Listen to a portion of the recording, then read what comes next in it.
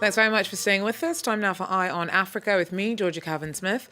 Tonight, a self-made woman or the beneficiary of decades of corruption and nepotism. Isabel dos Santos, the daughter of Angola's former leader and one of the continent's wealthiest women, denies damning accusations arising from the Luanda Leaks investigation. Also, on to pastures new. The UK tells African leaders that migrants from the continent will be more welcome post-Brexit. Britain holds an investment summit as it pitches for new trade before it exits the EU bloc on the 31st.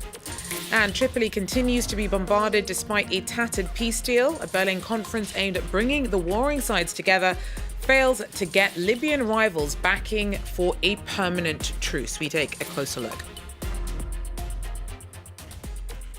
But first, Isabel dos Santos, who's often billed as the richest woman in Africa, has been accused of siphoning off more than $1 billion worth of public money from Angola into overseas accounts through decades of graft. The International Consortium of Investigative Journalists has collated more than 715,000 financial and business records provided by whistleblowers into a collection that's known as the Luanda Leaks. Dos Santos stopped living in Angola when her father, former President José Eduardo dos Santos, stepped down in 2017 after 40 years in power. Africa's richest businesswoman, Isabel dos Santos, claimed her wealth was self-made. But an extensive trove of leaked documents suggest it was everything but. The daughter of former President José Eduardo dos Santos, who led Angola for almost 40 years, Isabel dos Santos is at the helm of an economic and financial empire, spanning the telecommunications, banking, and construction sectors. The investigation alleges she used her father's time in power and the services of Western consulting firms to plunder state funds and move the money offshore. Dos Santos rejects the accusations against her, insisting they are politically motivated. This is really an attempt to influence internal political politics of the MPLA, not allowing for any other voices or any other candidates or any other possible factions within the party to actually rise up and take voice.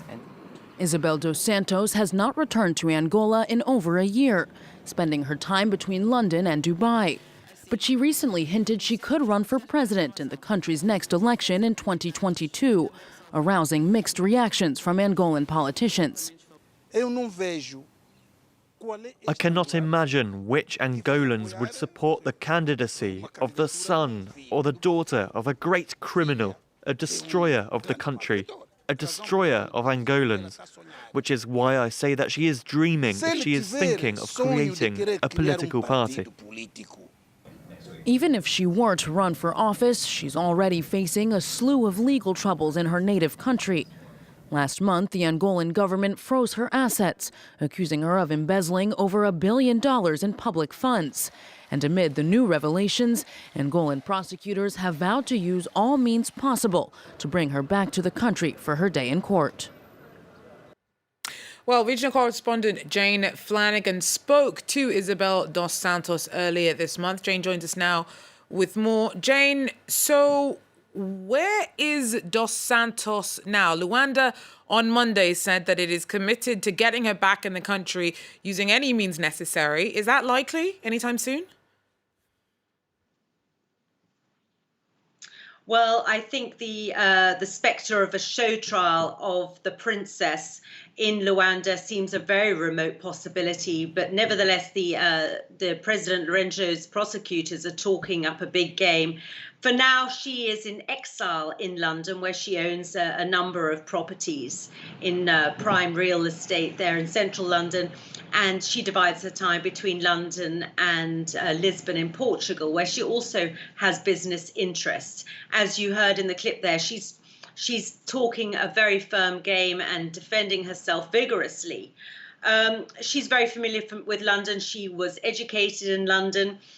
And but the fall of from grace of the Dos Santos dynasty has surprised a lot of people, especially given that President Lourenço was Eduardo José dos Santos's hand-picked successor.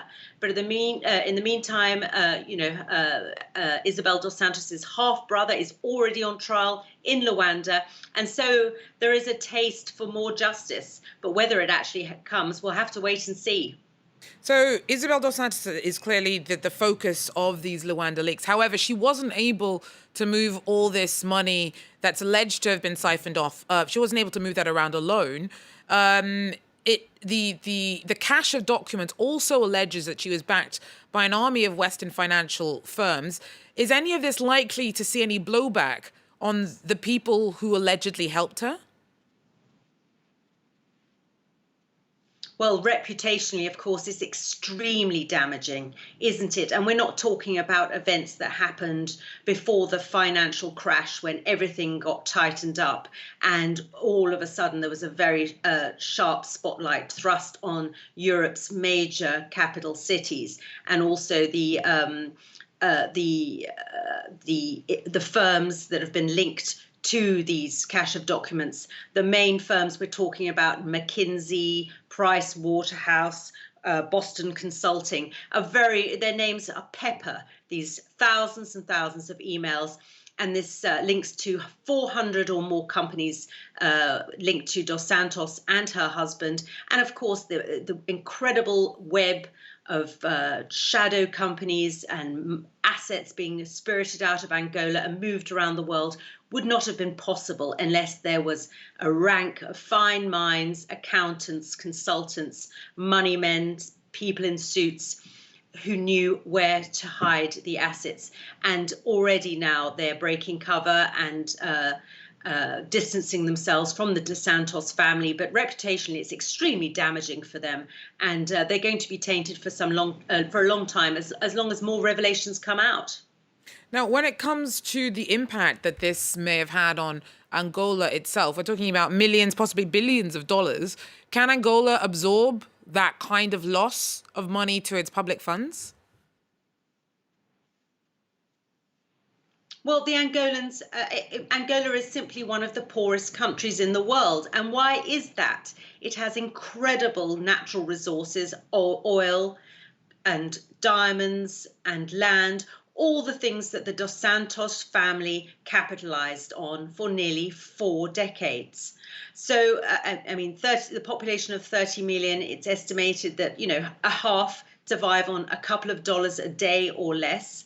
And I think if anything comes of it, then perhaps some of the other African dynasties will be looking at the dramatic fall from grace of the Dos Santos family and the speed with which the international community are distancing themselves from them, and perhaps taking a sharp intake of breath. But certainly the population of Angola, they can take some comfort from the discomfort of the Dos Santos family, but whether or not any of those assets that have been lost to the country will be repatriated is probably, it seems unlikely at the moment, especially at the scale of the losses that we're talking about. Thanks very much. Jane Flanagan there for us, our regional correspondent.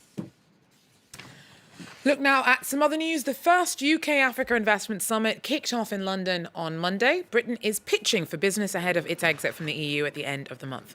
Prime Minister Boris Johnson, tried to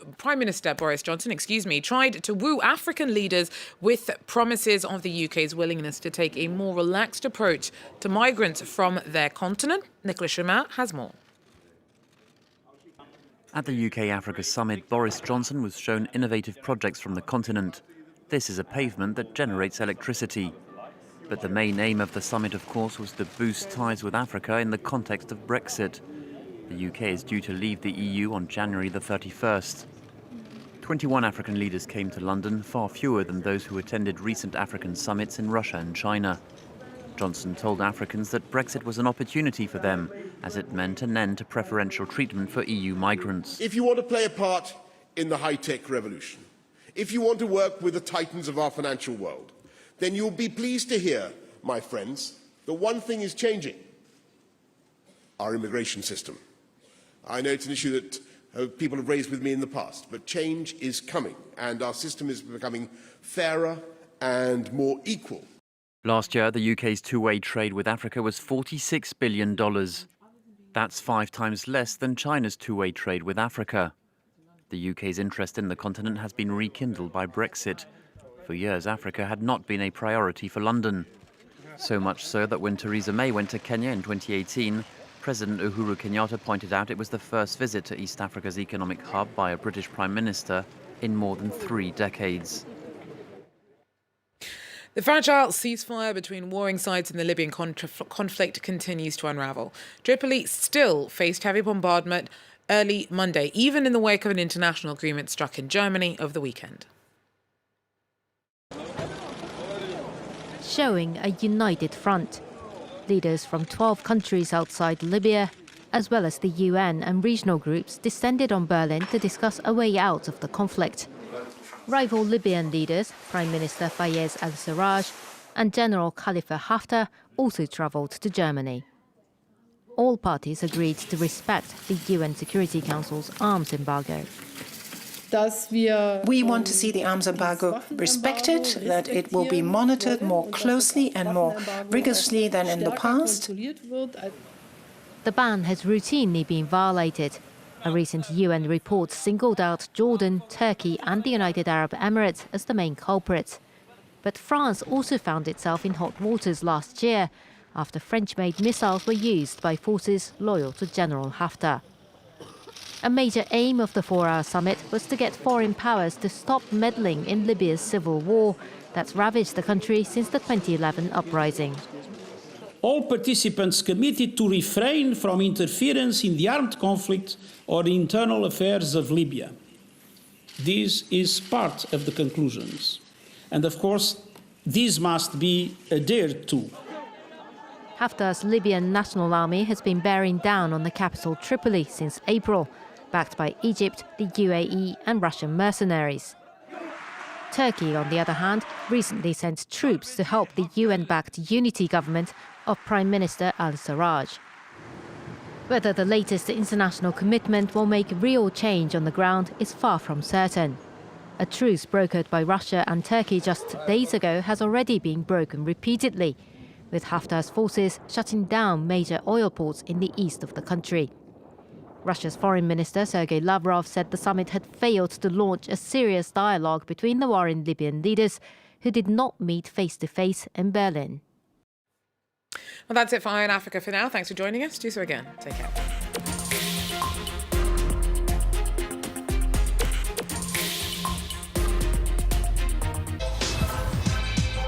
Residents from France's disadvantaged suburbs tell their own stories and take the viewers beyond the usual clichés about the French banlieue. Sur le plan humain, c'est une expérience de fou en fait. Les habitants valent beaucoup mieux que ce qu'on en dit. Tu rends fier ta ville, les gens qui, quand ils me voient dans la rue, me disent « Je suis fier de toi, je t'ai vu passer à la télé, c'est bien comment t'as parlé, tu nous as bien représenté. » Watch their daily reality in the Banlieue Project on France 24 and France24.com.